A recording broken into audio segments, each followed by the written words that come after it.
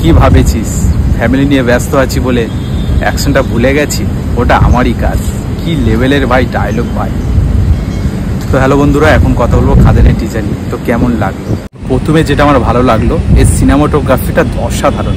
তো আমরা প্রত্যেকে কেজিএফ দেখেছি, সালাদ দেখেছি। তো প্রসাদ নীল কী করে, ওই ডার্কের মধ্যে একটা বেশ একটা ফিল আনতে পারে, তো সেটা খাদানের মধ্যে এনেছে।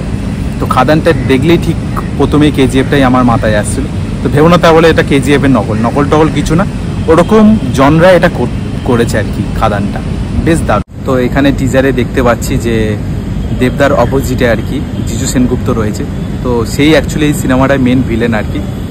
আর মেন আমার সব থেকে যেটা বেশি ভালো লেগেছে বিজিএমটা, মানে রণিতজিৎ মনে হয়তো বিজিএমটা দিয়েছে, রতিজিৎ বলে ছেলেটা বিজিএমটা দিয়েছে। দারুণ ভাই, বিজিএমের তুলনায় ভাই আমার খুব ভালো লেগেছে বিজিএমটা। কারণ একটা মাসালা ফিল্ম বানাতে গেলে মেন হাইলাইট হচ্ছে তার বিজিএমটা। বিজিএম আর অ্যাকশনটা যদি ঠিক থাকে, সিনেমা হিট আছে বস, এইটুকু আমি বলে দিতে পারি। তো এই ছিল আমার রিয়াকশান। আর সব থেকে মেন যেটা বলবো যে দেবদা অনেকদিন বাদে একটা অ্যাকশন মুভি আসছে।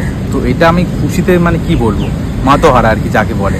তো জিদ্দার সিনেমা এলেই জানি অ্যাকশন সিনেমা আসে, তো সেটা সবসময় হয়ে এসছে আর কি। তো ফাইনালি দেবদা একটা অ্যাকশন সিনেমা আসছে। তো বেশি বড় করবো না ভিডিওটা।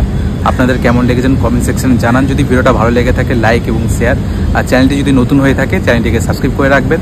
দেখা হচ্ছে পরবর্তী একটা ভিডিওতে, ততক্ষণে টাটা।